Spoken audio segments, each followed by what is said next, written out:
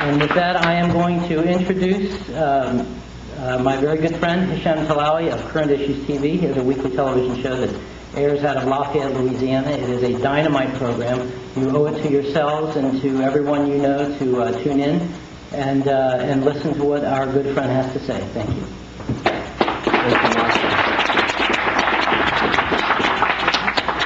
And I want to welcome the American insurgency movement here. It is really great to see people who want to take the country back. Well, everybody, the Israeli ambassador started saying this is World War III, and then his good friend John Hagee, which I'm sure probably most of you know who he is, he's a Christian Zionist, or they call him the Christian right, I call him the Christian wrong.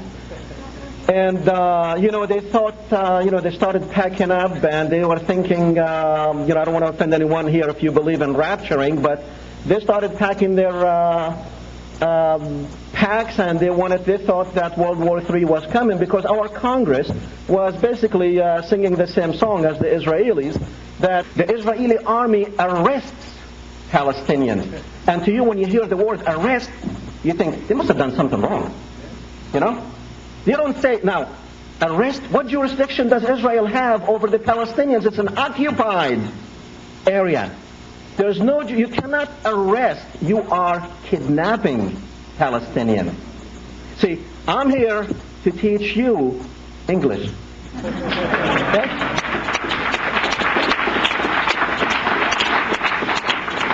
Anytime they say Palestine, and all, you know what? We only have one soldier.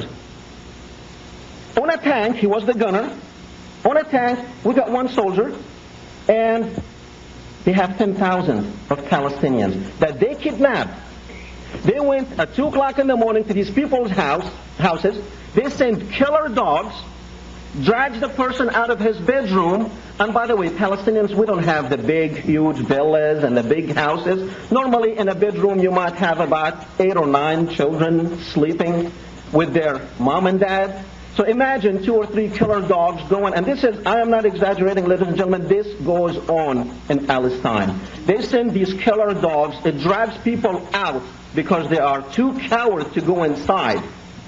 And they kidnap these people, and people until now, for years and years and years, people don't even know what they are in jail for.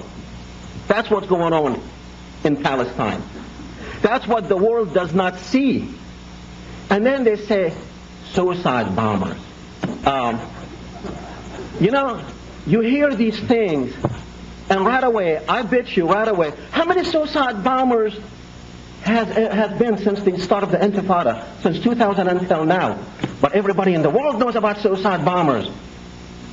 Everybody knows. You think in your own mind that Palestinians, they're just, all they want to do is, I want to grow up and be a suicide bomber, Let me tell you just a little story about a suicide bomber. And by the way, there were women suicide bombers. And this young woman, she was a lawyer. And what she has done, what the Israelis have done, her brother was getting married, so she goes to Jordan trying to get some stuff for the wedding.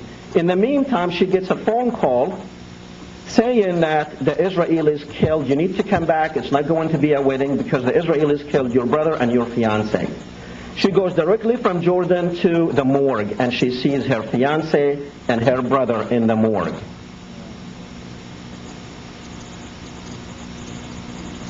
After that, she did not speak for a whole week. And then she woke up one morning. This is her mother's story. She said that she woke up one morning, took a shower, and was ready to go to work. In the evening, the news came out that she was a suicide bomber in Jerusalem. And you look at these suicide bombers and you think, these people are so vicious. The Palestinian people are so vicious. The Palestinian people live within walls. The pogroms of Europe is in Palestine now. The Israeli apartheid wall is in Palestine right now. Around every city, I went there and I have done a documentary on this. The whole city will be surrounded by a wall with only one gate.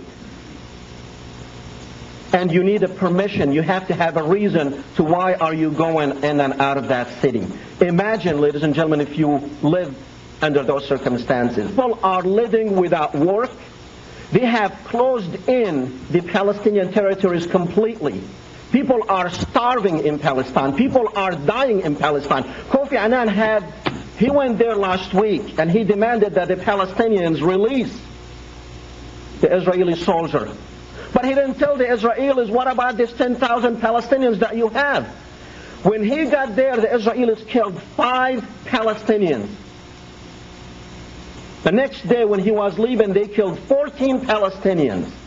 He didn't ask them. But he has the audacity to go to Iran and tell them that the Holocaust was an undeniable fact. What about the Holocaust that you witnessed when you were in Palestine? That is not a Holocaust?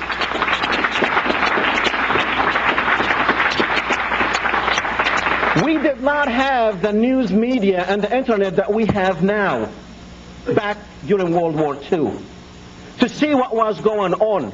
That's why they were able to lie to us about what happened in World War II. What about this Holocaust? That you can't tell me. This I can tell you how many were killed by the Israelis. I can number them. They have names.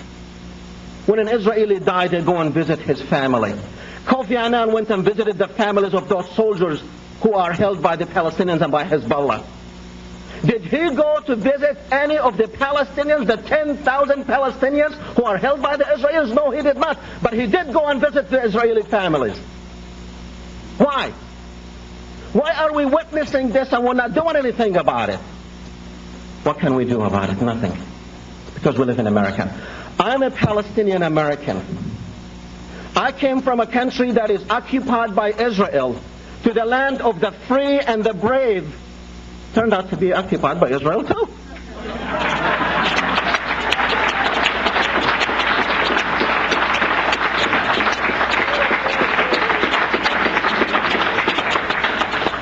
You know what? We are in a much better shape over there. At least we know the enemy. We can see him. We know how he looks like. We know how the gun he has looks like.